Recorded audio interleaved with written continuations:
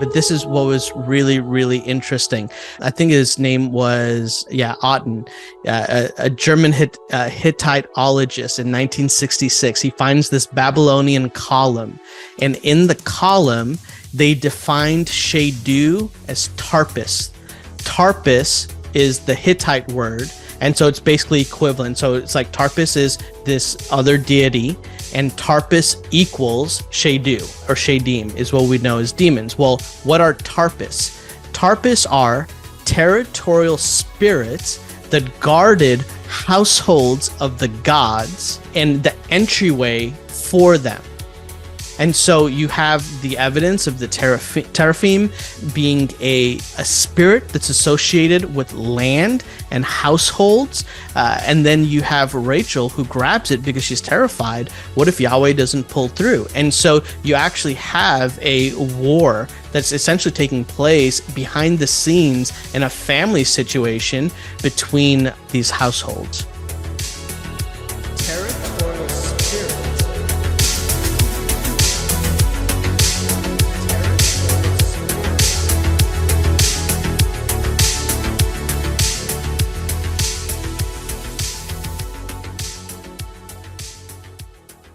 The history of our earth is so different from what we can imagine. Enjoy the journey. The Smithsonian, and if they found out about a large skeleton somewhere, was to go get it. I'm going to assume at least one person is right, because if one person's right, it busts the paradigm. It all goes back to the fallen cherub. And the problem with the modern day church, they have a very truncated view of the supernatural. This backdrop that's just pregnant with all kinds of meaning associated with this Mount Hermon event. Welcome to Blurry Creatures. And this guy defects from the kingdom. That's a big deal.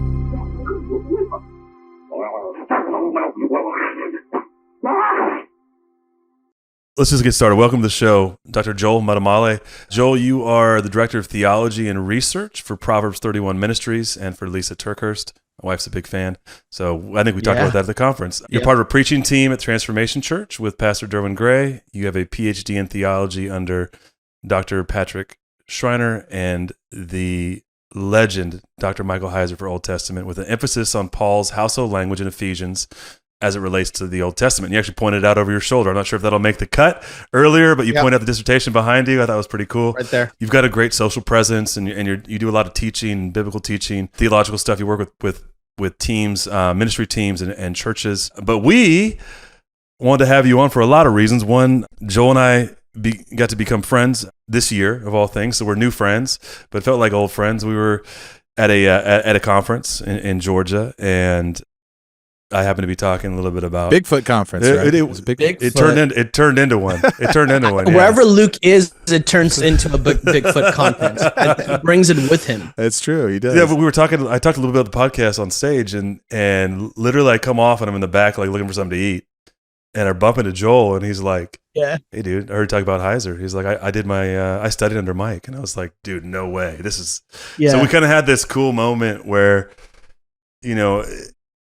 all that's transpired in the last in this short year with Dr. Heiser. I know you had a relationship. We got to have a relationship with Mike over the last couple of years of his life, and it was an unbelievable blessing. And the work he's done, it speaks for itself and stands for itself when it comes to just reading the scripture for what it says and delving into the original meanings and context. And I love that's where your heart is. And so excited to have you on, talk about what we're going to talk about here. And Nate. Yeah. Start them off, man. You got to baptize them in the blurry verse, man. Yeah, that's right. That's right. We ask everybody. We've only had a few people that didn't have any thoughts, but Dr. Joel, what are your thoughts on Bigfoot? What are my thoughts on Bigfoot? No right or wrong answer. Okay, here's like a logical thought, right? Here's the question. How can so many people, groups, ancient societies, I mean, we're talking the span of history as we know it, all speak to a type of phenomena and personal experiences, and where does it come from, right? And so, like, for me, like, as the academic part of me, I just am like, listen, there's got to be an origin story. There's got to be a freaking origin story to this thing. Otherwise, anything of substance does not survive the test of time. It just can't. Right. And so that's kind of like when you say Bigfoot, that's like my first thing is like, how in the world are we still talking about this? And how is it not died out, or how somebody not proven this thing so ridiculously false, And so that's kind of my thought, dude, honestly. I like it. Yeah. No, I think honestly, it's the Heiser approach, right? Like if only one of these sightings, and we're talking about thousands of years, you make a great point. If only one is true, then it breaks the paradigm. You have to find a way to include this, and you make a good point. I don't think we talk a lot about this, Nate, because we haven't had an episode specifically on Bigfoot in quite some time. I think we always touch on him, not in a weird way, but we. Oh man, we go so many places with that. Oh, so many places. Yeah. No, but listen, like people are still having experiences. They'll have them this year. They had them last year. Yeah, they had them 1,000 years ago, and it's strange. They don't pull a body. They haven't pulled a body out of the woods, as far as we know. So something's going on, and something strange. I know we're at a journey podcast here, Joel. So we're 150 plus episodes in, talking about all the weird stuff, and we talk about Bigfoot being the gateway drug, and it really, in some ways, for a lot of people, it is. They have an experience where they see something that doesn't make sense and shouldn't be there. And it causes them to have to maybe reevaluate their place in the universe, maybe reevaluate their belief systems. Yeah, it sort of blows up their paradigm, and they have to kind of rebuild it. Yeah, and I think that's a good point. And when something blows up your paradigm, you have two options. I think one is what kind of mental gymnastics are you willing to do, and for how long, in order to substantiate like your previous view, or when it breaks, are you just willing to deal with honesty, man? Like, are you just willing to be honest with what's present in front of you and allow that to be the source of the new direction of questions that you ask, new framework that you're willing to consider? So it kind of serves as this pivot point of what I love that phrase, like when your paradigm breaks. Unfortunately, I think a lot of people are afraid of the paradigm breaking and the consequences it's going to have for them and for their lives and the types of questions they're going to ask. And so it's just, they think it's easier to triple down on past ways of thinking when it's actually just much more work, and it's actually mentally exhausting. It's safe though, right? Like I think that's a problem a lot of times, is that when you allow it to open, there's a ton of unknown, and we're creatures of wanting control and knowing, and we want to make boxes and compartments and Tupperware. Tupperware is a multi-billion-dollar company. We want Tupperware that everything can fit in and stack and we can store, right? Even just in our that's right in our thinking, and that's why we're here, Nate. Right? Like this is what we're. I was having this conversation with a friend yesterday. I think a lot of people, they mentally, but they also physically get in debt to these ideas. So you're paying money on student loans. You are so ensnared and trapped, and sometimes it's not even just a mental, block that you're or a paradigm that you're stuck in. Sometimes it's like you have to, I just spent $150,000 on education that, and a lot of it was bad. And I think so a lot of people, it's easier just to plow on down the road and continue to set everything aside call it an ooh part or whatever they say, and put it on the side and say, well, that doesn't fit into our narrative, so we're just going to keep trudging along. And it's really a bunch of brave individuals who will push back, get off, exit the freeway, and go back the other direction. But it's not very many people who will. So okay. I'm just going to go there, and this episode might just be a lot of throwbacks to Dr. Heiser. But I mean, like, dude, I'm in that boat. I'm like, wait a minute. I'm reading the Bible. I'm seeing the evidence of a supernatural cosmic framework that's everywhere in the scriptures. And yet I've taken, at that point I did an undergrad, I had done an MDiv. I was getting ready to start a THM program. I had done a side thing in psychology, and I had maybe, I was actually talking with another scholar this morning, Dr. Gary Brashears, who's another close friend of Dr. Heiser. And I think we both were like, I think and he's 76, of all of our time in academia and studying before I got to my PhD program, I think maybe an hour, if I got lucky, 2 in angelology, demonology, or anything that deals with the supernatural, right? And so then you have somebody like Heiser who's willing to literally put his entire career and life on the line of just asking this question, what the heck does Psalm 82 mean? Like, what is the most natural, honest reading of Psalm 82, and allowing that to take him in a direction? And so, like, today, man, I get to stand on his shoulder. He, like what you just said, Nate, like, he went before me. He was a brave individual that went before me, so that we can just continue to ask some honest questions of the text and allow that to clear up some things that have been blurry for so long, because we've been unwilling to just deal with the honesty of where the scriptures are leading to, and yeah, they're going to pose more questions, but what in life doesn't pose more questions at the end of it, so it's just a journey. I love it. And you see it everywhere. It's like, once you start reading these things, I mean, you can't read a book like Job or some of these it's mind-blowing that it's controversial to read the Bible this way. At this point, I'm just like, look at all these weird books of the Bible. You have Ezekiel, you have Isaiah, you have Genesis, Job. Yeah. Well, Genesis, you can kind of, they massage that one, but there's some really other books where it's like narratives, it's like Satan rolling in and like, well, this is my guy. You can't take my guy. Okay, well, I think I can. No, you can't. It's hard to rationalize this scenario that's being laid out in front of our faces. I don't know how the church is. I could see it being, okay, there's some people on this side and some people on this side, but it seems like a majority of people, they listen to our podcasts like ours and they're like, mind's blown. And you're like, wow, nobody really is, for the most part, asking the weirder questions. I think part of it is a methodological approach. Part of that is, I was reading a book by, I think she'd be an Old Testament scholar, Sandra Richter, and she has this incredible line early on in this book, Epic of Eden, I think it's called, where she talks about canonizing culture. And so if there's ethnocentrism, there's this other approach that she has. And what she's basically saying is often what we're guilty of is taking our cultural moment, our post-enlightenment understanding, our technological awareness, and trying to impute that into the biblical text and allowing that to be the framework. But in so doing, we literally are committing a horrific act against the text and the human authors of the text being led by a divine author, right? And so we have to really, like, I'm just asking these questions, like, what do the first readers think about these things? Like First Samuel, and you've got this shade that shows up, this Elohim of Samuel. Like, what the heck is going on there? You've got Baal, and this massive showdown with Elijah in 1 Kings 17.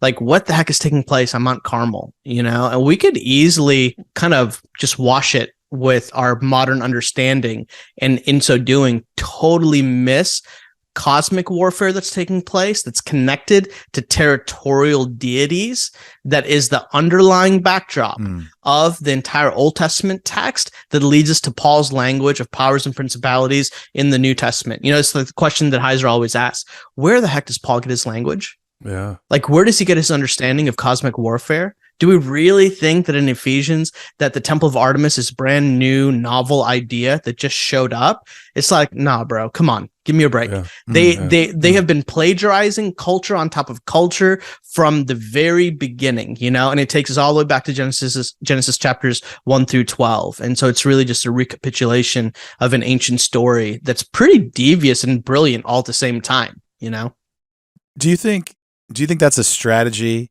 Like, early on, so we talk about the Golden Age a lot, and it was like all these realms interacting. Do you think that that's more of a modern strategy? Well, in the ancient times, there was really not an unbelief problem. It was just, there was so much chaos going on. You kind of had to pick a side. And now modern day people are so apathetic. You think that's like a strategy of Satan to kind of woo people into this age of unbelief and then drop a cosmic sort of return or some kind of crazy deceiving miracle on the people that are just so asleep that they're just like willing to, I don't know. Yeah, dude. Absolutely.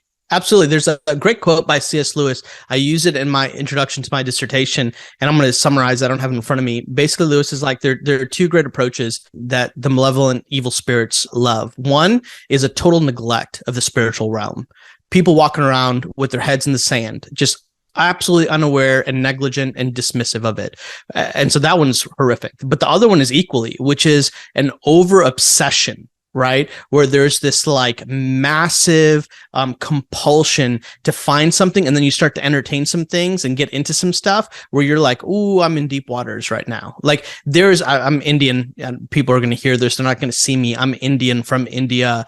And there are like paganism is massive there. There's Hindu gods. And there's one example I have of I walked into I think the Hindu god Yama, the god of death, and had this temple there. And listen, this is the wildest story. I'm walking, and the city around it is gorgeous, like beautiful trees, beautiful flowers. There are these monkeys, these animals that all are healthy. They're running around. You walk in to the temple gates of Yama. I mean, if I didn't experience it, I'd be like, this is BS. This is not even true. I walked in to the temple, and all of a sudden everything is death. It's decrepit. It's like you can feel it being just off. Even the monkeys were all deformed that lived inside of these temple gates, right? And so it's like there's a real malevolent world out there, cosmic world that's out there, and we see that it break through in different spaces. That I think some people phrase it as thin. There are these thin spaces. Like if you have places where heaven meets earth, then there've got to be thin. Like logic has to work both ways. We can't just be like, oh, everything is good on the heaven side, and not believe there's not malevolent dark spaces as well. And so for me, that was like a personal experience of walking, and it's territorial. Right? Like there is a territory that is not marked and marred by this presence. And then there is a land and a space and a territory, wild, connected to a Elohim or a God, that is territorial space that has a totally different look, feel, and reality to it. You know? Dude, so this is, you're a pro, because we talked about what we want to talk about, and you steered us there, Joel, and I love it. But this is your dissertation. People don't know this. I know this because we talked about this over a cigar. You, under Heiser and under Dr. Patrick Schreiner, you essentially went to the Old Testament and you mined all this language of Paul. And you brought this up. But I want people to understand, this is what you wrote your dissertation. This is how you got your Ph.D. in. And this is what we wanted to talk about was Territorial Spirits. We talk about a divine counsel worldview. That's the Mike Heiser sort of way of reading the Bible, interpreting the Bible. Psalm 82, you touched on it. Connecting points to that too is Deuteronomy 32, which of course is dividing the nations and Yahweh. And you have Paul, as you pointed out, talking about principalities and powers, authorities, dominions. Powers, authority, right? And so, we get into the weird stuff here. And that is part of the Bible that is weird to us. I'm glad you said this, that are 21st century Westerners, right? That you said post-enlightenment. We are in the academic era, and the idea that there were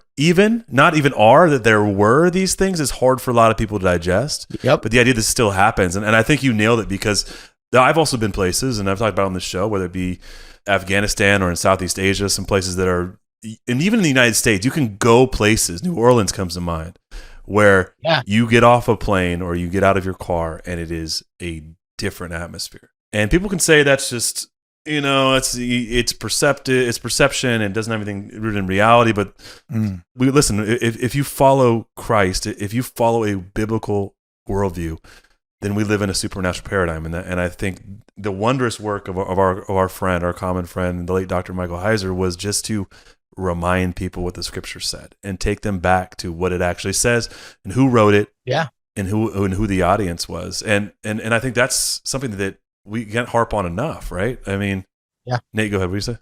Some of the harder parts is that, things that Paul says has been systematically edited and rewritten and reinterpreted over the centuries. There was actually, when thinking about, the scholarly work in like 2000, you ever heard of Dr. Bentley Hart? I think David Bentley I've heard Hart, the name. Heard of him? He wrote an article about how Paul, like everything about Paul is wrong. And he's talking about this angelic war that Paul is trying to write, and over time it's been changed. His view of the cosmos is the most accurate, and our modern view of the cosmos is actually really off. And so when that was 2017, 2008, that was when my mind started to turn that, man, we have been changing the language for a long time.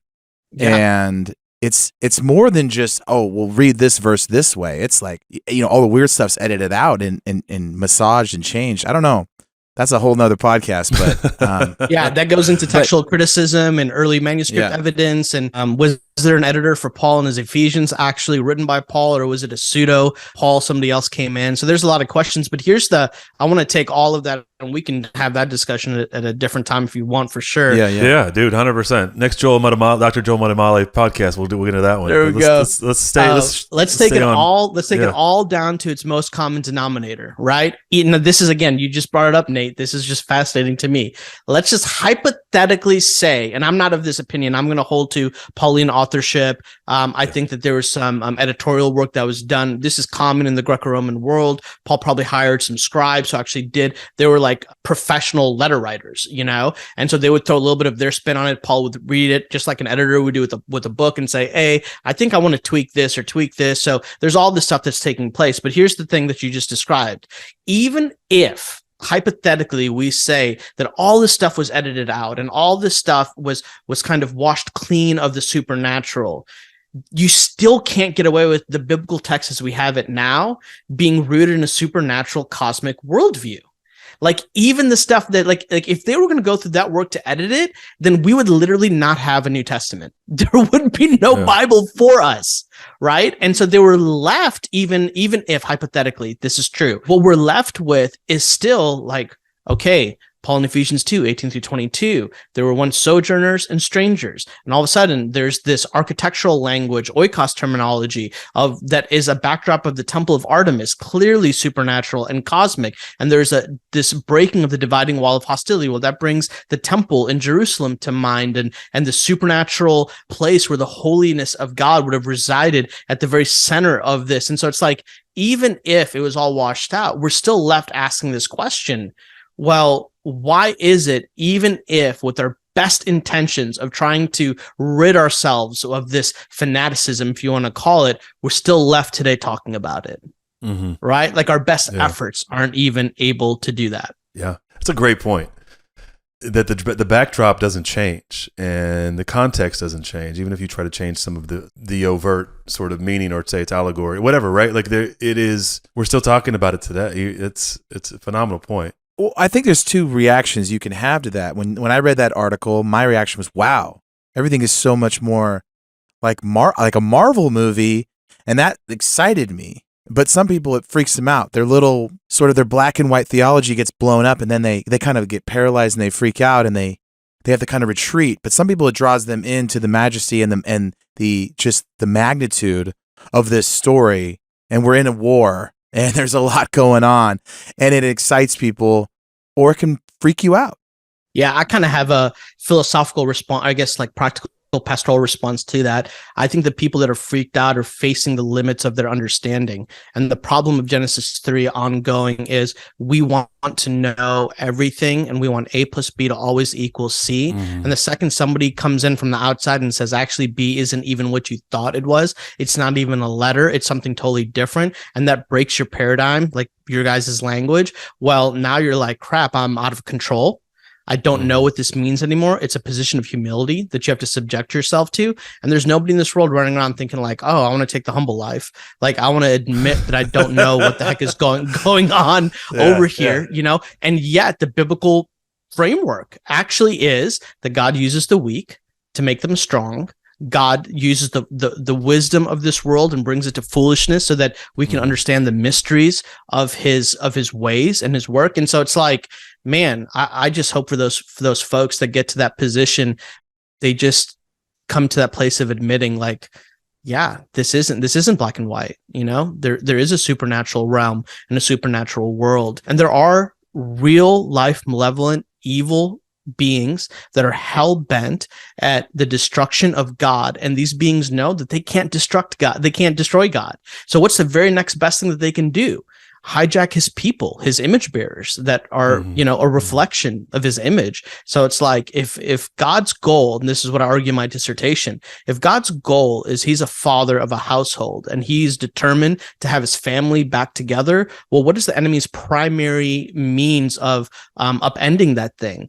Keep the family divided, keep them bickering, keep them in in internal warfare, essentially. So anyways, and these are all the questions that got me into knocking on Heiser's door and saying, hey, by the way, I've got this idea. I think there's something about the household. And I think there's something about these things that are happening in the Old Testament with these Teraphim, which are these household gods. And I think that it's connected to the supernatural world. And that started a 5.5, 6 year journey of me being deeply rooted in Old Testament. The first 3 chapters of my dissertation is Old Testament. The last 3 are New Testament. And then I have a concluding chapter. I'm bridging the gap between the two texts. Yeah, well, talk to us like we're dummies. Yeah, take us back to that. Yeah. Because Territorial Spirits, we talk a lot about how, these creatures, because obviously our show's called Blurry Creatures. We talk about creatures, and that's our gateway into all these topics. So if these, there's places, and I was lucky to have traveled a lot as a younger guy, and I know what it's like to be in a certain place and feel differently. You just feel like you walk into a cloud of darkness. Right. And I never really understood that. I always thought, well, maybe I'm just a sensitive person and I can just, it's you are very sensitive. Just an emo ginger kid. But I come from California. I visit there a lot. And I tell you what, that state has changed immensely since I was a kid. And you feel it when you show up there and when you leave. And I'm like telling my friends, I'm like, there's something wrong with certain places. And I know you did a lot of work on Territorial Spirits, so I know we could talk a lot about that. So let's get into it. Talk to us like we don't know anything. Take us back to the beginning. I know you said, because it's funny because you said the Teraphim thing, and that's actually questions that, I don't know if we talked about this or I asked you about this initially, but yeah. But I know that's where you want to start, and I want to just listen to you just educate a couple dummies about it. I'm gonna start with the funny story. So I'm a PhD student. Right. And I got to do this outline, and I've got these 2 readers who Pat is going to be, I think his work is on the ascension of Christ. There's a lot of overlap between Psalm 82 and the ascension of Yahweh, of Elohim, over the Ben Elohim, the sons of God, and this judicial scene that's taking place. Well, I actually am making the argument in Ephesians 2:18-22. It's the conclusion of Psalm 82. It's actually like, here you go. Jesus is elevated, and he's put over all powers, authorities, principles, and they're subject underneath his feet. So anyways, I'm trying to wrap my brain around all of this, and I'm trying to find Old Testament connections to it. And I sent, I can't remember what happened first. It was a text message or a phone call to Mike, and I was just like, hey, I've got this idea. I think there's a connection between the Teraphim, these household gods in the Old Testament, and Paul, and then the Greco-Roman representation, the penates and layers of these household, like the famous scene in Gladiator, Russell Crowe is, I was going to bring that up, Joel. I was like, dude, like when he has the little figurines, I was thinking that makes you think of Gladiator. Yeah. Exactly. Yeah. There you go. So that's Greco-Roman. You've got this understanding the ancestor deities. And I was like, I think there's something here. And I actually think it's more than just the ancestor deities. I actually think this is a connection to the Shadim, which in Deuteronomy 32:17 is actually talking about, or in Deuteronomy, I got to look at the reference. It's actually talking about how the Elohim are Shadim. These demons are these supernatural, spiritual, disembodied creatures. And so in light of that, I texted or called Mike, and Mike was like, yeah, I've not really heard about this. And which is like, for Mike to say that should be like, hey, like abort mission. Right. This is not the place that you want to go. And I'm stubborn. I've got a little bit of stubbornness, and I've got this like pride in me where I'm like, I gotta show him, And so I've got a couple messages that I'm going to read to you that are kind of interesting. This is going back and forth on my dissertation chapter. He goes, this is going to be interesting. I'm quoting directly from his comments to me. He's probably laughing right now. This will be interesting. I'm not aware of a connection between the Teraphim and territorial gods of the nations. Typically, Teraphim are connected to ancestor remembrance, but this is intriguing. If you want to keep going, go for it, right? Which is his subtle way of being like, abort. You don't want to go this direction because you're going to waste time. I don't know. Right? I think that's a little bit of an endorsement. Like, hey, you might find something. Right. Okay. Here's some more.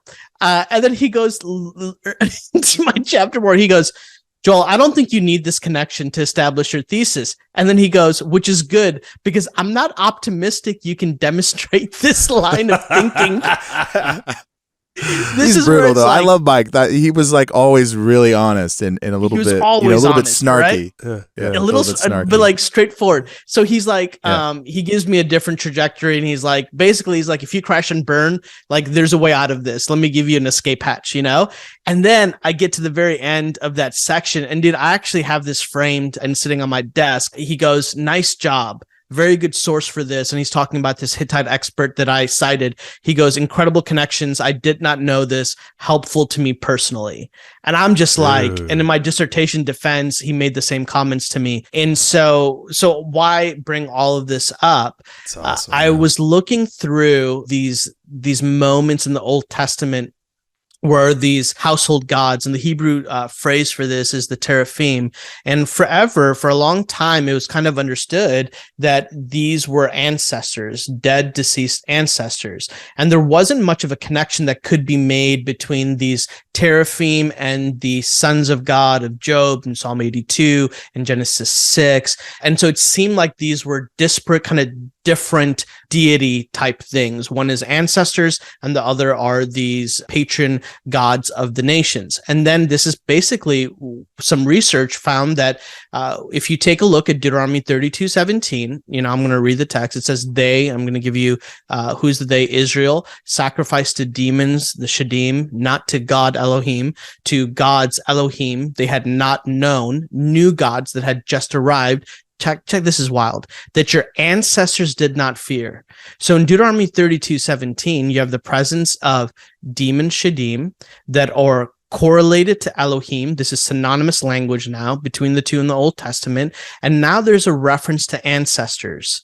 So this ancestral kind of identity. So you've got the two connected. Now, this is where the research took me, and I'm going to simplify this. Anybody wants to, you can read my dissertation for 40,000 words on this. Yeah.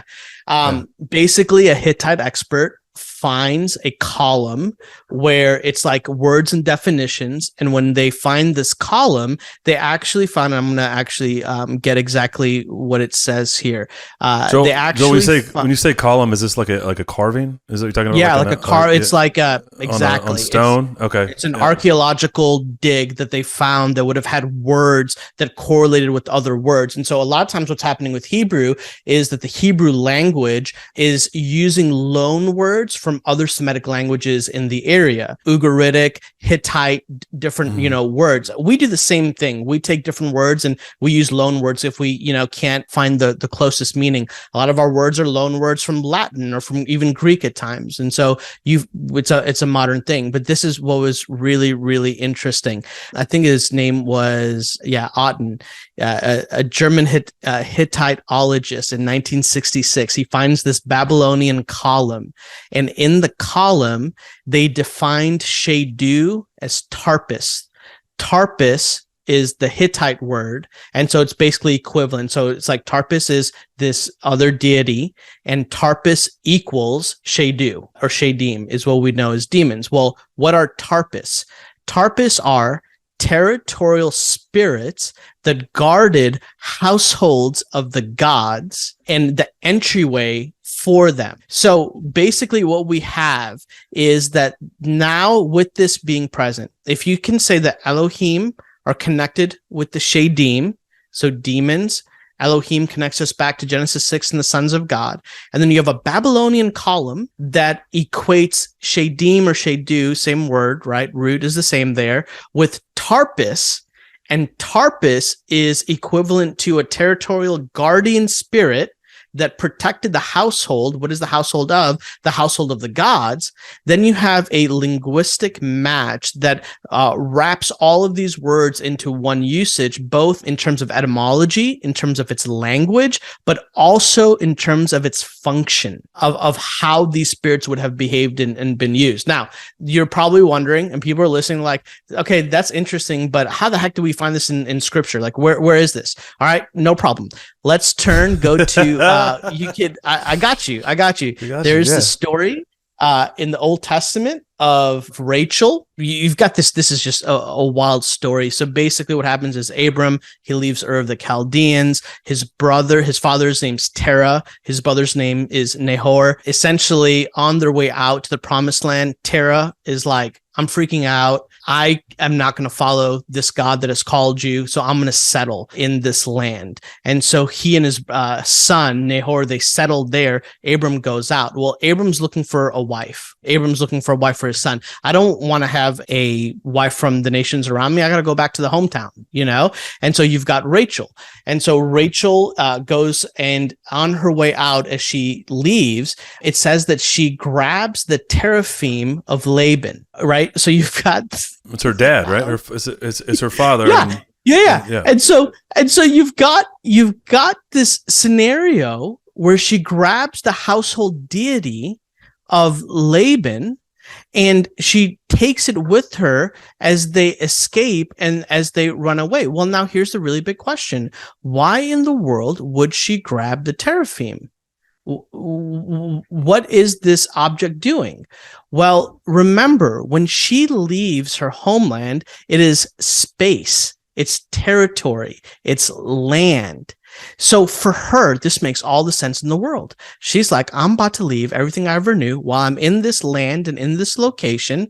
This is going to be totally fine because I'm protected by potentially the God of Abraham and Isaac and Jacob, you know, right? Like I'm potentially there, but just in case Yahweh is going to pull through, I still have the Teraphim. I still have the gods of the land that are here to protect me. Now she has to leave. And what does she do? She goes, just in case Yahweh isn't going to pull through, and just in case he's not going to protect me and my family, I'm going to go ahead and grab the Teraphim, and I'm going to take this territorial deity and have this as protection for me as I walk out, as I leave this land, so that it can follow me in the land and kind of protect me along the way. And so you have the evidence of the Teraphim being a spirit that's associated with land and households.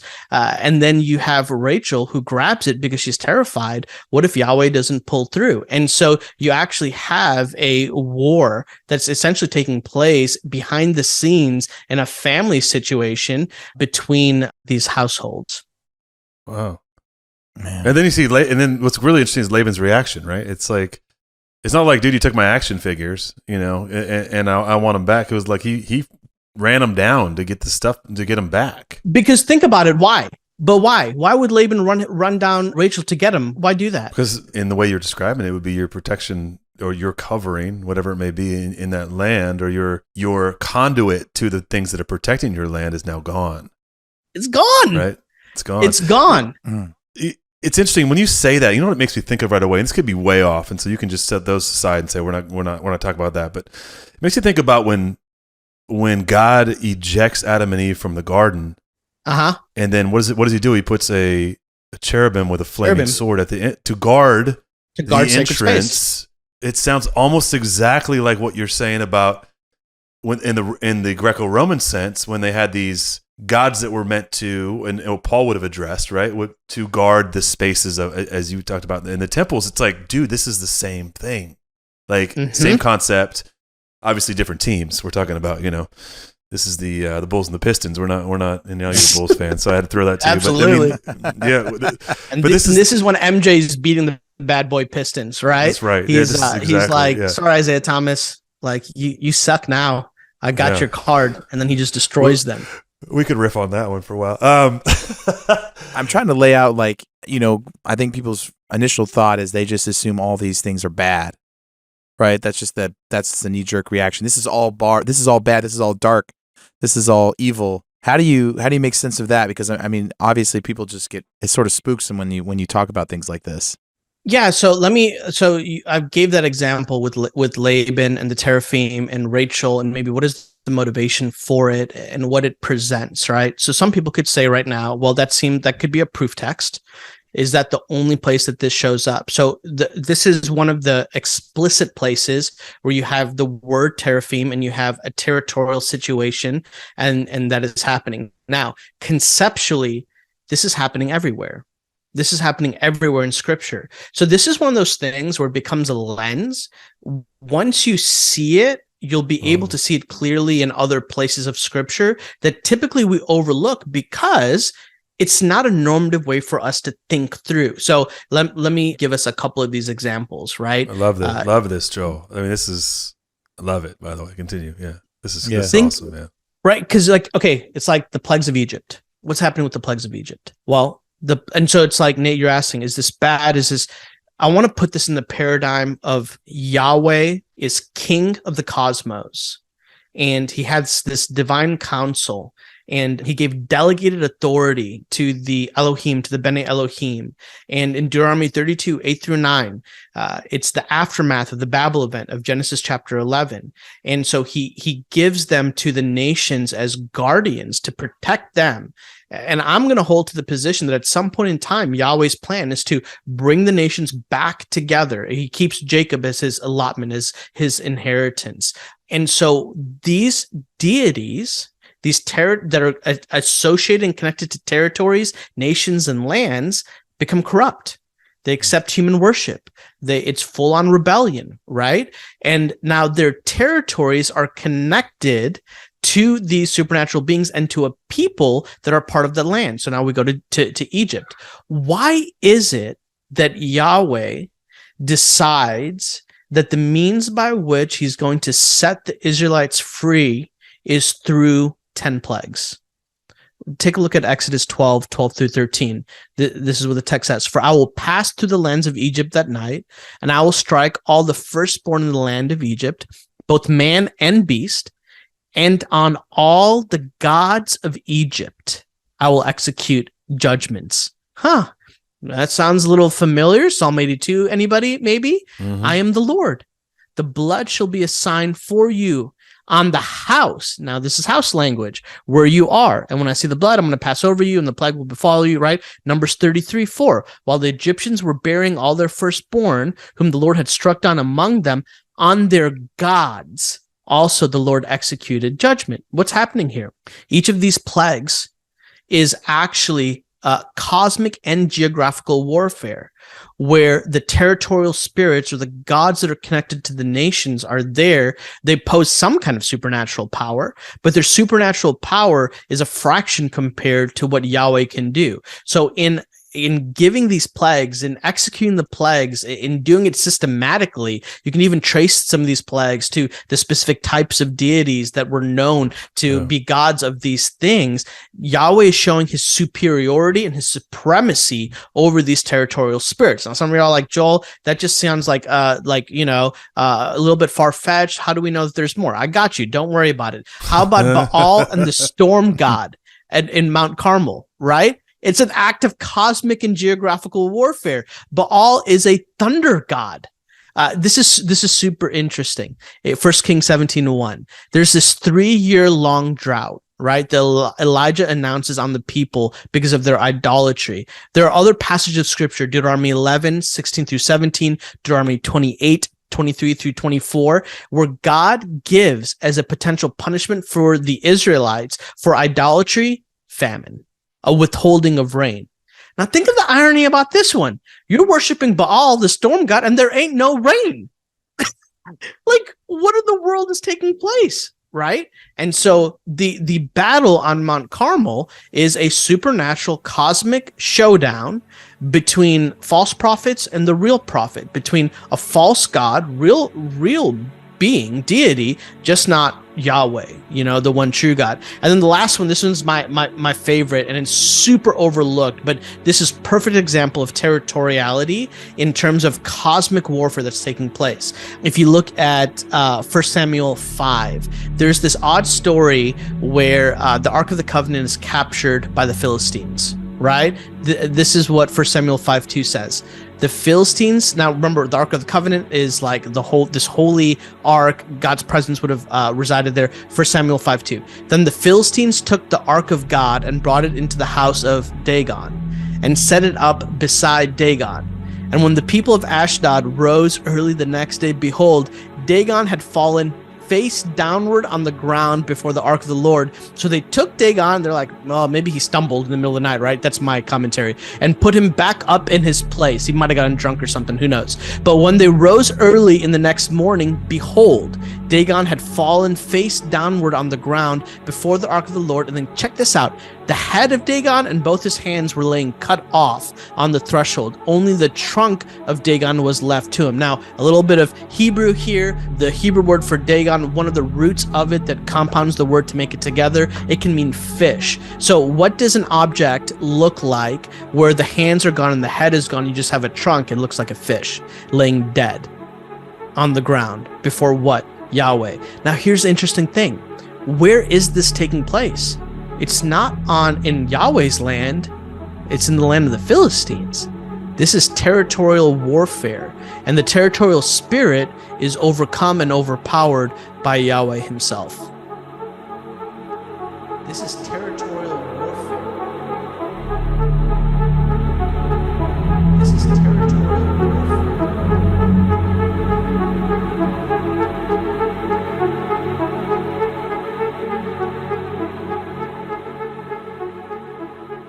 This is territorial warfare.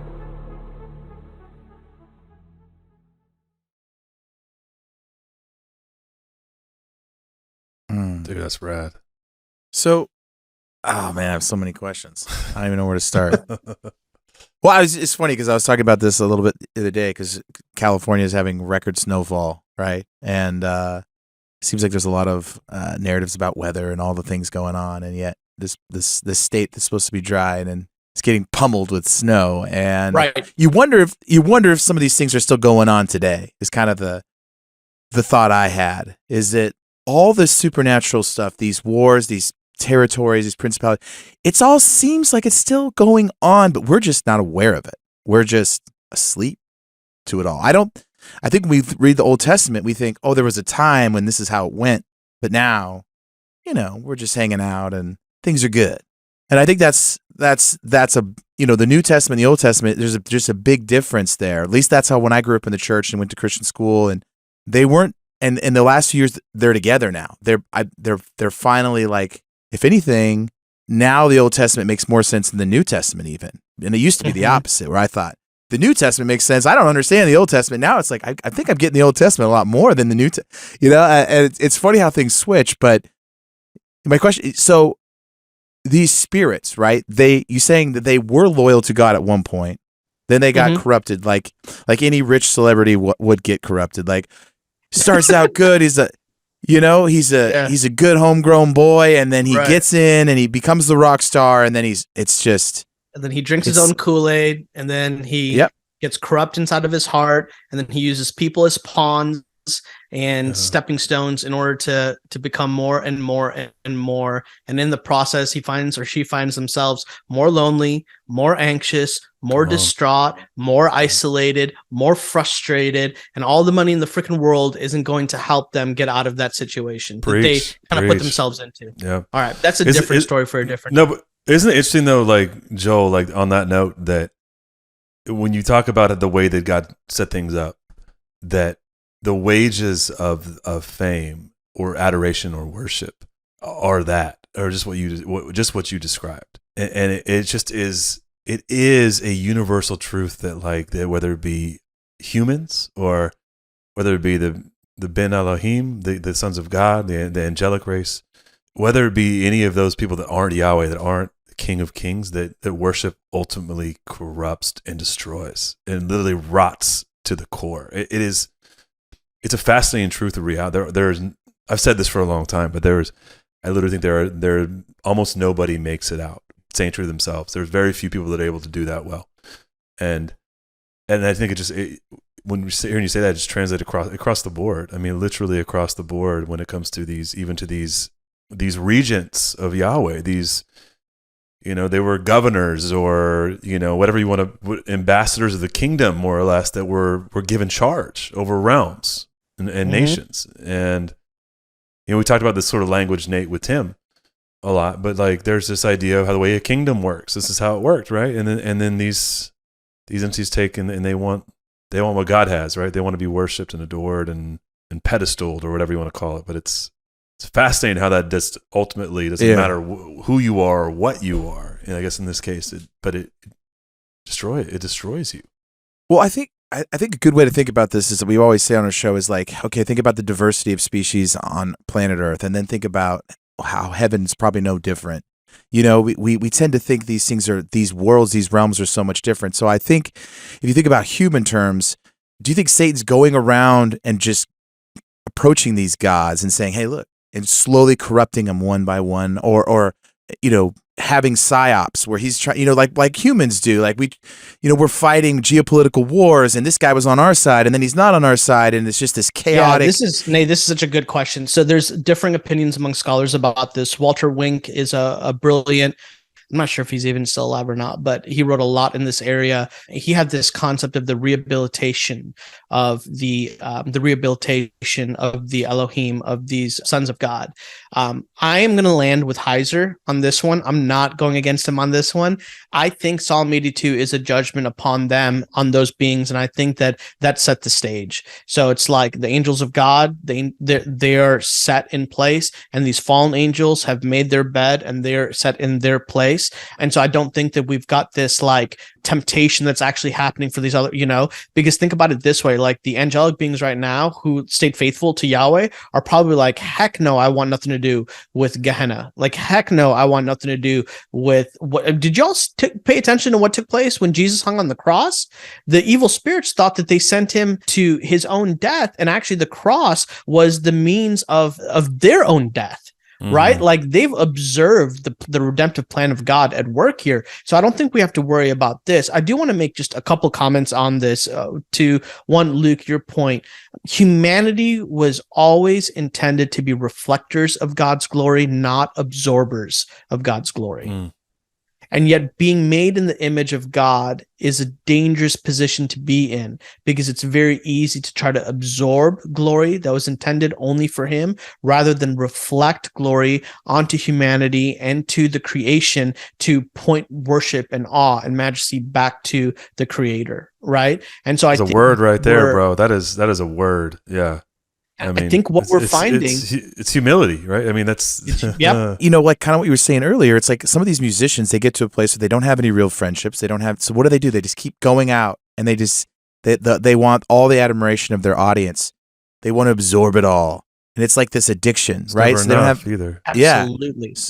Endless tours and people singing their songs and praising them, but they're almost emptier every time. It's like you have to have more and more and more to get that same high to feel normal.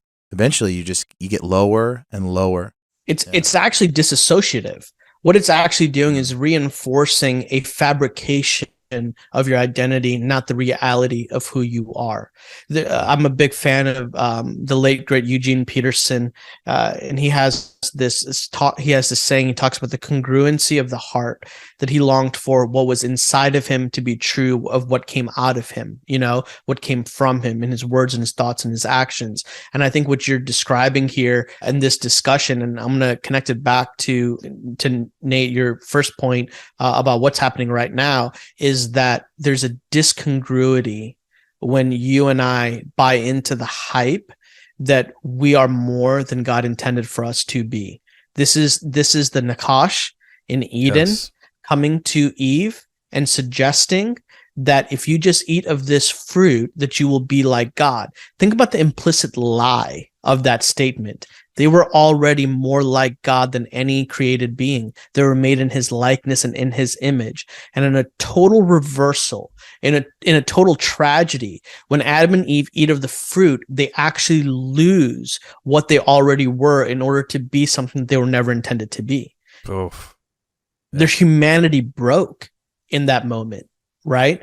And to your point, why is this? Let's look at Isaiah 14, one of the origin stories, along with Ezekiel, of Lucifer's fall. Look at what Isaiah says of the internal dialogue of Lucifer, right? This is the internal dialogue that he's having in his mind. Starting in verse 12, it says, how you are fallen from heaven, O day star, son of dawn, how you are cut down to the ground, you who laid the nations low. And then he said this, you said in your heart, I will ascend to heaven above the stars of God. I will set my throne on high. I will sit on the mount of assembly. This is Eden. This is Edenic mountaintop language in the far reaches of the north. I will ascend above the heights of the clouds. And then catch this. I will make myself like the Most High. I mean, this is absolutely the downfall of what took place, and of that pride and of that idolatry and of wanting to be what you ought not to be. And then to your point of what's happening right now, this is the spirit. This is Lucifer, right? Look at Ephesians 2:1. It says that Paul says we were dead in trespasses and sin in which we once walked. Now catch this. Following the course of this world, following the prince, the archon, this is now Daniel language, following the prince of the power of the air, we know this is Lucifer. And the way the Greek text is written here, we should not read this as the prince of the power of the air, who is the spirit that is now at work in the sons of disobedience. These are two separate beings, supernatural beings. So you've got the prince of the power of the air, and then I would put a period, and now you've got this separate spirit that is at work now. This is present tense. This isn't an Old Testament reality. This is a New Testament reality that is at work now in the sons of disobedience. And then, it goes on and on. And so all this stuff is happening today, and it's just being washed, rinsed, and repeated with just innovative new marketing techniques. Right? Yeah, the same being. It's like they're just changing masks, but all goes, actually there's some etymology that says that Dagon was the father of Baal, and but it very well could be that the same supernatural being is the same thing, that you've got Dagon, supernatural being behind, and then he changed his mask gets Baal, well then he goes to Molech, and then he puts on a different mask and he goes to Zeus, then he puts on a different mask and he goes to Jupiter, and then he puts on a different mask, and you can call him whatever you want now, but it's all the same evil beings that are just changing marketing strategies. The brand changes, right? The being is the same, the brand changes. It's making me think a little bit of this conversation about the temptation of Christ. Because growing up, you think, we could get that. This could be another whole other rabbit trail. But I always thought the temptations that Satan gives to Christ weren't very. How do I say this? They didn't seem like temptations when I heard them for the first time. But when you incorporate this worldview, then the temptations become different. Because does that make sense? It's like if he's God, what does it matter? Like he's going to these locations, and then Satan's trying to get him to defect from his father. It's like, he's trying to lure him over to his side with all these other characters. There's so much more going on here. And when you think about the temptation of Christ, now you're like, Satan has his own thoughts and plans and what he's trying to pull off. Does that make sense? Yeah, I think it's a recapitulation of Eden. I think it's the Garden of Eden and Eve. And don't you want to be like God? And yet Eve and Adam are already like God, and the same thing. And I do think it's actually a rejection of his innate authority.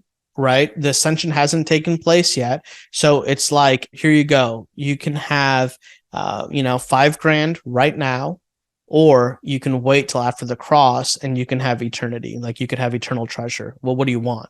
It's like immediate gratification. Yeah.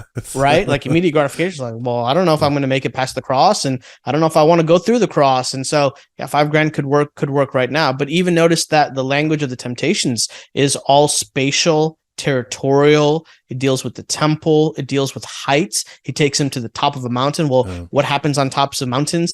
This is the place where God meets man, right? There's actually a retelling of multiple biblical narratives and stories of where the cosmic and the worldly meet. Here's another just kind of idea that I kind of argued in my dissertation that I think is really important. And I can't remember who asked, if it was Luke or Nate who asked, but it's like, now we have these two worlds, cosmic and earthly, in two separate spaces, right? But the biblical narrative all the way from Eden is actually the one influences the other. That what is happening in a cosmic realm has ramifications in an earthly context. And what happens in an earthly context has supernatural ramifications as well. So you've got in Eden a supernatural rebellion with the Nakash, the serpent, and you have an earthly rebellion with Adam and Eve. Then you get to Noah, Genesis 6, in the flood narrative. Well, you have a supernatural rebellion with the sons of God and the daughters of man, but then you have an earthly rebellion with humanity that's that's taking place. We'll move forward to Genesis chapter 11. You have an earthly rebellion with the people coming together trying to build a ziggurat tower to try to force God to come down, which archaeological digs actually have seen. We've seen this, that at the very top of the ziggurat tower would have been a room for the deity to come down. And so what this is a perversion of Eden. Mm-hmm. Adam and Eve were given a great commission to go out into the world and to spread the image of God out into the ends of the world. And what humanity does is, in total rebellion, tries to force God to come down. This is the human plight. We want the shortcut. We want the good of God without doing the responsibility of what it means to be an image bearer of God. And that's what they do in Eden. Now that we have to, or in Babel. Now we got to read Genesis 11 within the backdrop of Deuteronomy 32, 8-9, which gives us the cosmic rebellion. So you have human rebellion, you have cosmic rebellion. The thing goes on and on and on. And we could just, spend all day talking about how the two impact, you've got Naaman, right? And he's got this leprosy situation, and he has to take dirt from God's land, essentially, to bring it back to his homeland, so that it's active spiritual cosmic warfare. So anyways, it's the earthly has cosmic ramifications, and the cosmic ramifications have earthly, and that has not changed. What happens at the cross? At the cross, you have the physical death of Jesus, but you have the supernatural liberation of all of humanity. Right? It just kind of goes on and on as a pattern. So good. So something I'm thinking about, and something we've talked a lot about our show, is it seems like they're building these empires that were under the gods, the pre-flood world, similar structures, pyramids all over the world. Mountains. They have, So they're different, but they have this thing in common. So can you speak to that a little bit? Like, is Satan obviously it seems like he's the head honcho of all these, the rebellious ones here. And something else you said made me think about how earth and heaven sort of mirror each other. There's a lot of accounts of UFOs disarming nuclear warheads. And you've got to think, what does a nuclear warhead do in this realm? And why are they turning them off? And all this other weird stuff. And it's like, are angels flying around and disarming nuclear weapons? I don't know. It just makes you think behind the scenes how much to and fro they're, A and B. I don't know. There's a lot there. Sorry. Just thoughts. Just getting it all out of my head. I feel like Luke was about to say something before I jump into it. No. I had one little clarification, then I want you to jump in. So when God divides the nations, and this is maybe not understanding and being dumb, in Deuteronomy 32, at the time, those Elohim that take the nations as sort of governors, they are still on the A team, right? They have not rebelled at this point, or is he giving it over to rebellious? No, that's a really good clarifying point. In my dissertation, and Heiser and Unseen Realms says pretty clearly, we're not told when the rebellion takes place, only the rebellion takes place. Right. Okay. And so what happens in Deuteronomy 32, 8-9, I call it delegated authority, that God has a divine council, that these council members ought to live honorably in response to what Yahweh has for them to do. He keeps Jacob as his allotted inheritance, and then he's got the nation. Now, this is, again, earthly cosmic. Notice the function of Israel in the Old Testament. What is Israel doing? Israel is an outpost of the present kingdom of God, and Israel, and even in the way the law was written, even in the nature of how the Israelites conducted their relationships with sojourners and strangers, they provided inlets for the nations to come and be a part of Israel. This is the grand scheme of God, to have his family back together. Now, what we find evident and just specific is God warns the people of Israel not to worship the stars of the sky. We know this is poetic language for the host of heaven. These are supernatural beings. And what happened with the sons of God in Deuteronomy 32, 8-9 is at some point, we're not told when, only that it did happen, that they accepted human worship and they tempted the Israelites to worship them as well.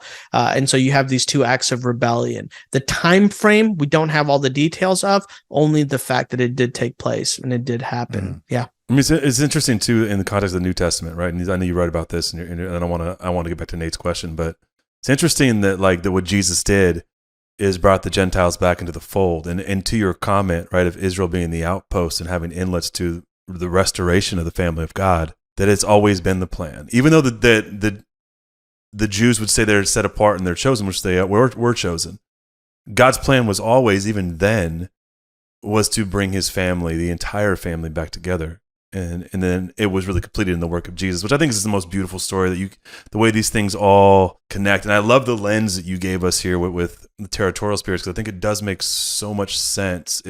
So one more thing you said, Joel, and I want to clarify as well. So at the point of the cross, do you believe there's not any more rebellion now? No, there's still rebellion. So here's that's another really good. So here's what I think happens at the cross. At the cross, Jesus deals a death blow to the supernatural, cosmic malevolent spirits. He deals a death blow. They're still active. They're still working. So the idea in theological terms is inaugurated eschatology. The idea is that God's kingdom is here and now, and yet it is not yet consummated in finality. There's this interesting thing I read about lions in the wild in Africa, and how a male lion that is in a transition period, a young buck has come in and beat it, and it's on its kind of deathbed, that this lion is the most dangerous in these moments. Because at this point, this lion ain't got nothing to lose. So it's going to go like all out to destroy anything and everyone around it, right? And so at the cross, what Jesus does is he deals the death blow to the Bene Elohim, to the fallen sons of God, to the entire supernatural realm that has set up a false kingdom, an alternate kingdom to Yahweh. And in so doing, they're in their final stages. And so I actually would say they're more dangerous now in this way, that they ain't got nothing to lose. They know what the end is going to look like. And yet they're stripped of their most important tool and tactic that they had, which was the ability to blind the nations from Yahweh. So if you look at Ephesians 3, this is what Paul says in verse 3, how the mystery was made known to me by revelation. When you read this, you can perceive my insight into the mystery of Christ, which was not made known to the sons of men in other generations, as it has now been revealed to his holy apostles, prophets by the Spirit. And then he says, this is the mystery.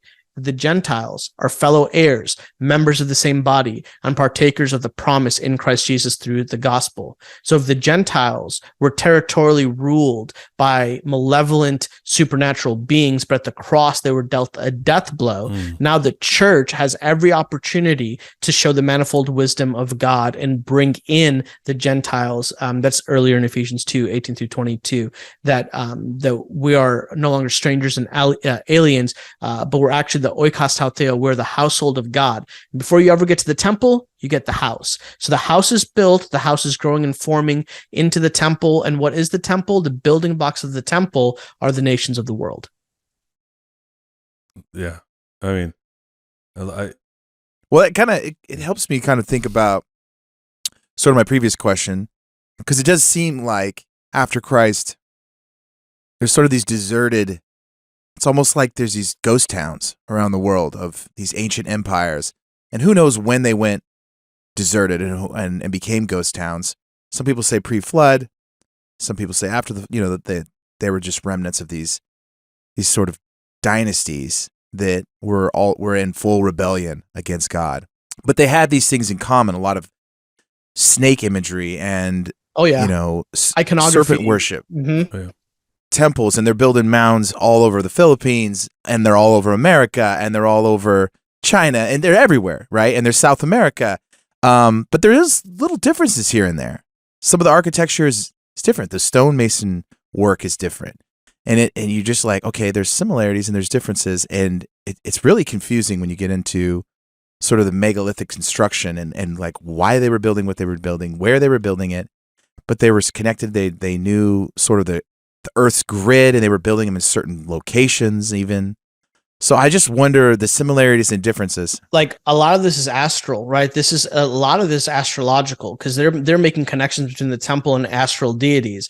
And so even in its geographical orientation, part of migration, I think, has to do with the fact that space and time is moving and geography is moving. And so there was these mythological kind of beliefs that the temple had to be oriented in a certain way in order to make connections with the astral kind of astrology or cosmology. And And so, over decades and generations and times, the stars are moving. So your buildings that you had built now are kind of like, oh crap, they're not oriented in the same way. So now we've got to make changes and adjustments. Here's the other thing that I think is really important in demonology is sometimes we conflate what is true about Yahweh, and we assume or presume that is also true of the supernatural malevolent beings as well. And so we almost have this yin yang kind of idea of equal and opposite, and there's this, kind of battle, and that's not the case. Yahweh is king. He is king of the cosmos, and he is, Yahweh is Elohim, but no other Elohim is Yahweh. That's a Heiser quote. And so in that he is species unique. That's one of the things I loved about what Mike used to say about Yahweh. And in saying that, we also have to know that these beings are not omniscient, they're not omnipresent, and they're limited in time and space. And so Daniel is cosmic warfare and geopolitical realities on display.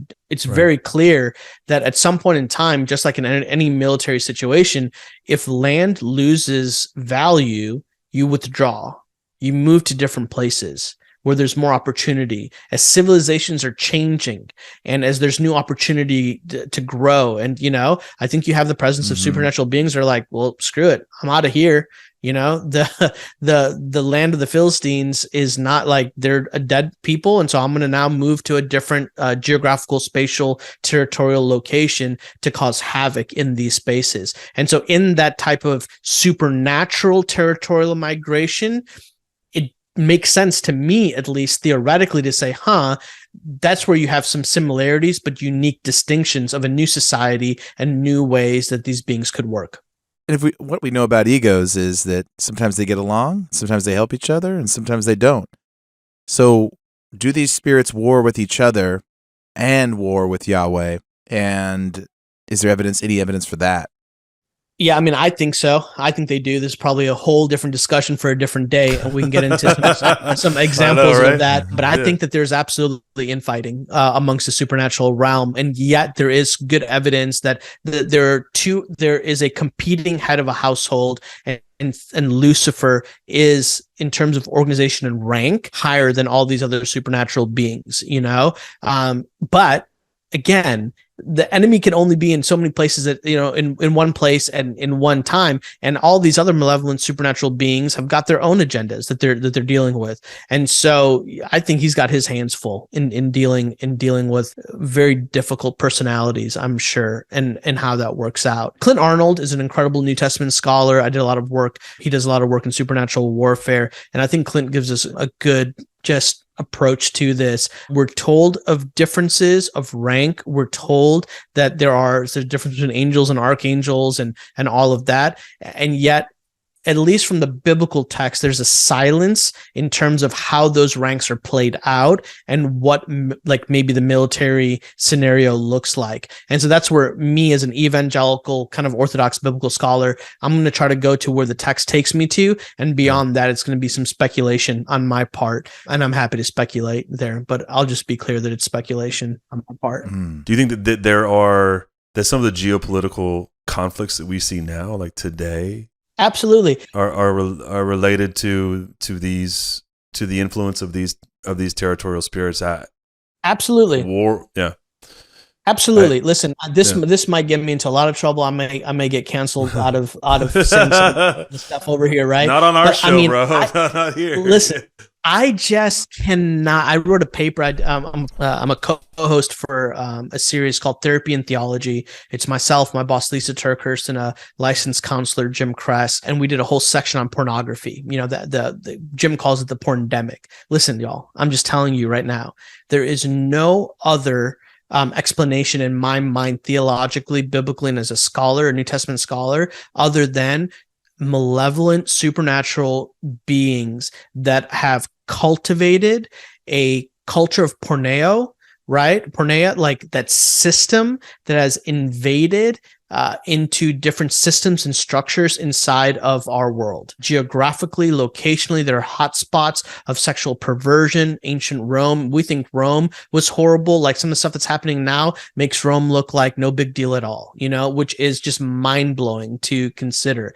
And think about what pornography, all this stuff is doing. It's an affront against image bearers of God. Mm-hmm. It's an affront against their image. It's a disgracing of the dignity and the value. Yeah. Absolutely.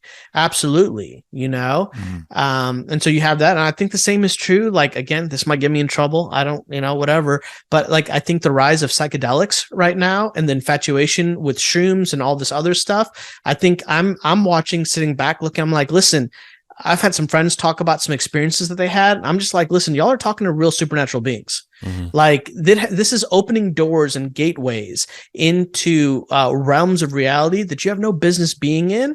And you're being deceived. Like you're being deceived into a false sense of security, which is actually taking you down a road of like total destruction. I think the same is true of alcoholism. Like I think these beings have learned now that the greatest way for them to get, like, Rome is dead, Persia is gone, Babylon is gone. But you know what still is around? Alcoholism, pornography, drug abuse, and these are ancient vices that are powered by ancient enemies, and we need an ancient solution, and that solution is the gospel, Jesus himself. Let's go. There's nothing controversial about that, honestly, dude. Like, I mean, you nailed it on the nose. These things it's controversial to the world and the way the world thinks, and I believe that, right? It's the whole Crowley thing, do as thou willst, like do what you want, right? And right. that is the mantra of the enemy in the darkness. So fascinating, man. I there's so much I got more I want to talk about, Yeah, I do want to say talk about the death blow, right? We talked to Heiser on our episode with him about Mount Hermon and the Transfiguration, and sort of the Transfiguration was sort of the alerting them all, like, oh, wait a minute, he's about to do something, Yeah. And the dudes that we murdered in the past are here now. All of a sudden, they're back, right? Yeah. Oh crap! It's the Avengers on top of of the mountain that just showed up. It's like Avengers Unite. Yeah. Well, you can't. I mean, these stories, you grow up with them, and how do we make sense of these stories in sort of a non-supernatural divine council worldview? I mean, these are some really strange. I mean, he goes up there, brings a couple of the guys, he shines on the mountaintop, and then God appears and says, this is my son. So what happens though? Like, what do you think really happens at the moment that Christ is crucified? Does he go down? Does he reclaim does he do something? Is there some sort of exchange that happens in the earth, down in the prisons? Yeah, so I mean, this gets into Sheol and the depths of Hades and what's happening when he's talking about he comes, he's down there for 3 days, he's proclaiming the gospel. I kind of hold to the view that what he's doing is he's taking the righteous dead of the time. So the Hebrew conception of the underworld is you've got Sheol, but you had these two compartments. This is present in Luke, where you've got the story of Abraham, or you've got the Lazarus story in Abraham's bosom, and there seems to be a gap in between, a chasm that separates those that are the wicked dead versus the righteous dead. What I think is happening is that Jesus is coming down, and as the mark of that final blow, he's actually gathering the righteous dead from their place of residence, essentially in Sheol, and taking them with him to paradise, which is why he tells that thief, like, hey, today you're going to be with me in paradise. And he marches them in front in triumph, in front of these vanquished, in chains beings that are in Tartarus, which are the Genesis 6 sons of God, different group of people that, had sex with the human women, and they birthed the Nephilim, and the Nephilim are disembodied spirits. Those are the spirits that we're talking about that are demons in the New Testament, not the Shadu that we're talking about of Deuteronomy 32, 8-9. So I think that's what's happening on the day that Jesus goes to the cross. There's a passage in 1 Corinthians that says that if the evil powers, if the powers and principalities knew what they were doing to Jesus, they would have never sent him to the cross. That's right. They would have never sent him to the cross. So by sending him to the cross, and again, notice the correlation, cosmic and earthly. So earthly, who do you have? The Pharisees and Sadducees in Rome that execute Jesus. Cosmic, what do you have? Powers and principalities working within systems and structures in order to manipulate a situation in order to get the release of Barabbas. I mean, we just celebrated Palm Sunday, right? The release of Barabbas, and instead you get Jesus who goes to the cross. So they're chanting, they're thinking they had won, and then in those 3 days they're like, oh shoot, we just screwed ourselves royally, and witness of that, because then you have this crazy example, right? All these spirits show up on earth for this period of time, like where people see their deceased, kind of like walking what's around. happening. They're walking around. Well, what's happening? Well, I think that literally you've got this moment where Jesus released them, and they are like, hey, let me stop by real quick, say what's up to my family, make sure they're good. I'm on my way to paradise. That's kind of like as layman's terms as I can put it. Right. Because I'm like, what would I want to do? Right. Like, I hope Mike would, hey. Yeah. And bro, we're looking down to Easter, and it's like that part of the Easter story. You're probably not gonna get on Sunday. Like, there's dead zombies walking around, more or less. They came out of their tombs and walked around. Right. Well, right. Exactly. Is this why there is sort of an intellectual divide between Old and New Testament? You think because maybe Christ does something to these territorial spirits, these gods, these fallen, so it looks different. You have just a different way that they rebel. They're still in rebellion, but it's not as overt maybe as it was before. Does that play into? Yeah, no, I think what this has to do with today is just a very smart enemy. Like for instance, why is that I can go to India and they're way more open to the supernatural, to paganism, to Hindu, and we go here in the Western Enlightenment kind of area, and all this stuff feels very odd, and there is this intellectual superiority to explain away everything, right? Well, I think we have a smart enemy who's like, I'm gonna play within the terms and within the guidelines that is in front of me in order to be the most successful that I possibly can. So why go upstream? Why run upstream? I'm just going to go downstream. So I think, again, here in the U.S., we've got issues of pornography. We've got issues of addictions. I mean, y'all, the opioid epidemic, I mean, this is just unbelievable, right?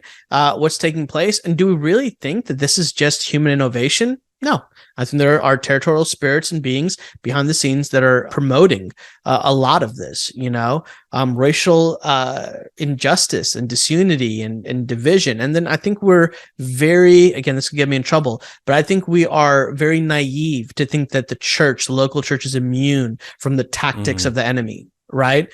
Like, no, we can absolutely get caught up in a lot of these schemes, and in the process of fighting for righteousness and saying that we're advancing the kingdom of God, we're actually unknowingly doing the work of the enemy, which is a terrifying thought to have. Well, it's interesting too that like you just said, that the within the territory, the schemes are modified, right? Like the things that they do in India and things they do in sub-Saharan Africa, things they do in Haiti, things they do in Mexico across the border are different than what they'll do here or in Canada. It's very interesting. I mean, I think it's a nail on the head when you talk about territorial spirits and we look backward, but then we can say that the same thing is we're seeing the same influences happen.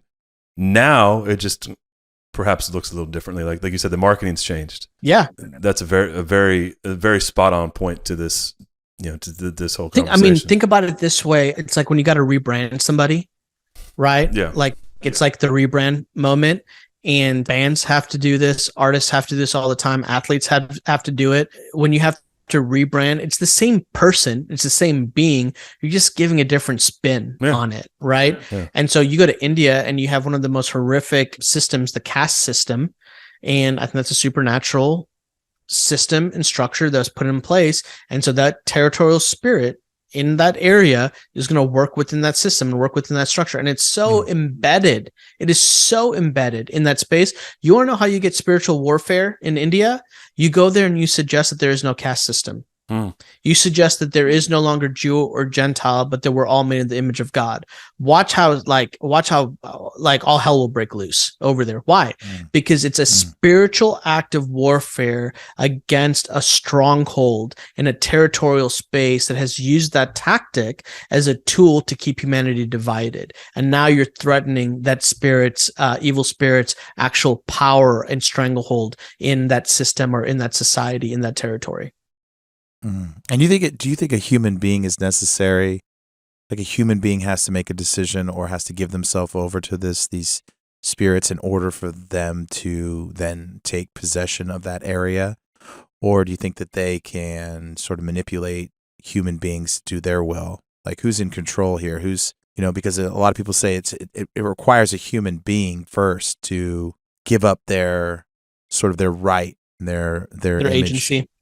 Yeah. Yeah, I don't know. I think there's, again, theories on this one. My thought on this is that if you're a believer, if you have the indwelling Holy Spirit, then I'm going to hold the position that you cannot be possessed by an evil spirit.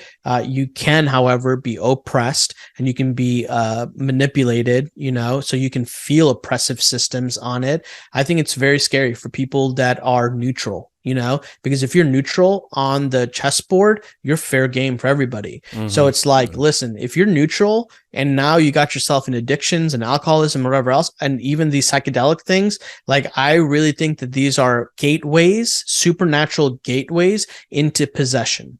It can really, really mess people up. I don't think it is, how do I say this? I don't think that it's random that we're finding more and more celebrities being way more open to psychedelics, right? I think there's actual exchanges that are potentially taking place that now talk about paradigm and paradigm breaking situations where you're like, whoa, what is actually happening? And so, but I don't think you just wake up one day and go there. I think it is a frog in the kettle where you turn the water on, and over time the environment heats up into a place, which is the scariest thing, that we allow our environment to get to a place where we just are like, yeah, this is normal. And as believers, as a Christian, I'm like, no, this ain't normal. This is not normal. This is not how we ought to be. Yeah, it's great. We just talked to Derek Gilbert a couple days ago, or a couple episodes ago, just about how the valley of the shadow of death and where Jesus is baptized is a very specific place that he believes and it was spiritual warfare, and it's cool. It's is that the valley on his way to the cross? The valley of the shadow of death was where all there were 10,000 dolmens there, and it was where the dolmens were built. He was baptized, and it was essentially on the shores of Bashan. Yeah, so on that side of the Jordan. Yeah. This is wild, but I think I was in Israel a couple years ago, and we went to the place. We followed the path that Jesus would have walked in order to get to the cross. He would have literally walked an area that was known as the Valley of Death, the Valley of Shadow of Death. And as he was walking, there would have been tombstones and a graveyard of places. This is the exact same escape route that David would have used in order to get away from Absalom when he comes in and takes over Israel. But interestingly, the path that Jesus takes isn't to safety, it's to the cross. So David bounces, right? And he goes to safety.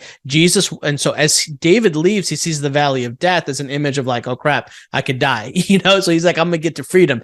Jesus walks the Valley of Death, and he actually is like, oh no, I am gonna die, I'm committed to death. And he actually walks to the cross, which I think there's absolutely and think about dark spaces. I think as he's walking there, this is just me personally, I don't have textual proof, I'm speculating here, but I have a belief that Jesus is able to see every evil supernatural being that is in that valley that is just mocking the hell out of him, right? If humans are mocking him, then you have, again, cosmic and earthly. I think they're mocking him as well, and really he's walking towards their own defeat.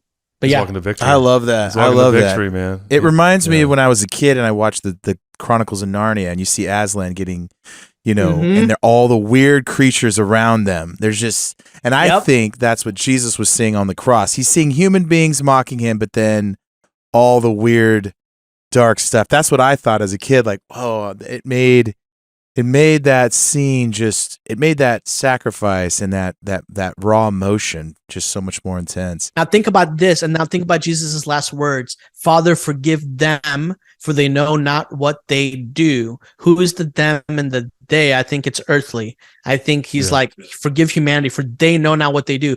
Well, why would Jesus say they know not what they do? It's to your point, Nate, because I think he's looking out and he sees the full chessboard of supernatural warfare, and he can see every way that this supernatural enemy has manipulated humanity into sending him to the cross. And Jesus is like, listen, there's so much more at stake here. There's so much more at play. And so he's like, Father, forgive them, for they know not what they do, because he sees, just like that scene in Aslan, all these dudes coming in to make the kill shot. In fact, they're like assassinating themselves.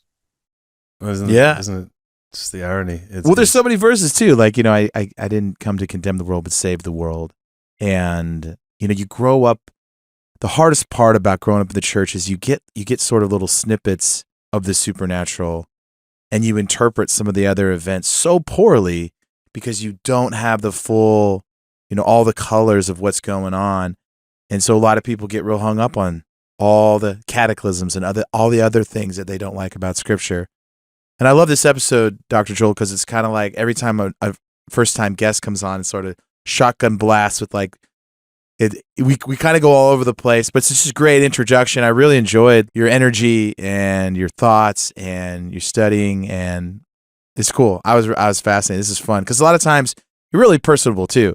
A lot of times we get doctors on the show, and it's like it feels like I'm talking to someone who's way smarter in a different world than I'm at. I'm just a dude hanging out, chasing my kids. Well, you're just way smarter, but you got a good personality. No, dude. You can just talk to normal people. Yeah, right. No. And again, we started with Heiser. Maybe we can end with him. I would just say he modeled this to me. I mean, we would be talking Shadim, we'd be talking Deuteronomy 32, it would Ascension language, all this stuff, and then he'd be like, "How's your fantasy football team doing this year? Because mine's trash." Mine's trash. I'm like this dude, and he modeled for me. He was so famous. He would say he never had an original idea. He was just a synthesizer of ideas, and I'm just trying to follow. I'm standing on the shoulders of giants, and he's one of them. And so he modeled it for me. So hopefully, any of the good that you see in me, it's a discipleship part of what he has instilled in my life. And yeah, man, these need to be conversations that the everyday average person, and like people were like, what the heck is happening with UFOs and Bigfoot and extraterrestrial kind of like thoughts? And it's like, well, yeah, all that is super scary if you don't have a supernatural worldview. Correct. But if you do have a supernatural world, like think about John on the island of Patmos, and he's like having to figure out what the heck, how do I write Revelation, right? He's using the only language and words that he has at his arsenal in the time to describe things that are probably like thousands of years later, hundreds of years later. And so put yourself in that position. Imagine you were, 200 years born earlier, and you had to describe our conversation right now. Like the dude speaking into a torch that was not on fire, and it crossed the sound waves crossed hundreds of thousands of miles. Like it's crazy to think about that. And so if you don't have a supernatural worldview, it's mind breaking, honestly. So I'm grateful for you guys for having these conversations and opening up the world to a discussion that's so vital and necessary. And hopefully, like, it can still be weird, but not be weird where you're like, I don't want to do this. Weird, like, well, I was trying to say I want you to come back on the show. That's what I was trying to say. Because I thought we could have gone like 5 different ways. I know, but this is sometimes you get everyone, like, you get somebody's work and it's sort of all wrapped up in one episode, and you're like, okay, that was good. But I just feel like we just kind of scratched the surface of all kinds of weird conversations we could have. And hopefully you enjoyed it too, and you had fun with our weird questioning and our sort of creature framework that we operate inside of. And thanks, man. I'm glad you guys met at that conference. That's cool. Yeah, me too. Yeah, dude. No, grateful for this. Grateful for you. Like you said, like Mike's been a big influence on our worldview and why we're in this space too. So it's good. Yeah. It's cool to have a fitting tribute at the end. Joel, one of the things we do at the end is just allow you to tell our listeners where they can engage with your work, engage with what you're doing. I know you're doing a lot of things, and you got a lot of different projects, a lot of irons in the fire. So we're grateful for your time in the evening, because you've got kids like we do, and so we understand that that's there's a small sacrifice in there. But let everybody know where they can find. And keep up with what you're doing and your work. Yeah, so a lot of, like what Lucas said earlier, a lot of my work you'll find on Instagram. So it's just at Muddamalle, Muddamalle. I do a fun thing on Tuesdays. It's going to be tomorrow from the recording date, where we do Theology Talk Tuesday. So kind of the idea is to answer your theology questions in an accessible way. And then my website is just muddamalle.com. The big project I'm working on is a book that comes out March of next year. And so if you jump onto my website, you can sign up to my newsletter. You can follow me on Instagram, and you can get more information on that book and some more details. I'm excited to share a little bit more about it in the coming days. Cool. But yeah, and then just Google Muddamalle, I guess. There's not many of us out there, so you'll... I love it, Yeah, bro. that's right. I love it. That's right. Thanks so much, man. I appreciate it. You got Yeah. a lot of energy and fire and passion. And I love that. And that's what we need, because there's a lot of the, unfortunately, a lot of the guys come on our show. They've moved on. They've passed on. And so we need like another fresh batch of young people who want to get into the weird stuff, especially in the theology world. So thanks so much. And it's good to have you in this space, man. Thanks, You brother. bet. Good to You see you, bet. man. Pumped. We got to get Good luck on the book, too. We got to get a hang. Yeah, in one of these we'll days. get it in there. Good to see you, Thanks, dude. Joe. Yeah, man. Yeah. That will connect. Yep. All See right, you, brother. Luke. Nate, Thanks, so man. good to meet you, brother. Good to meet you, too. Love it. All right, bro. Thanks, Joel. Bros, see you later. Yep, bye.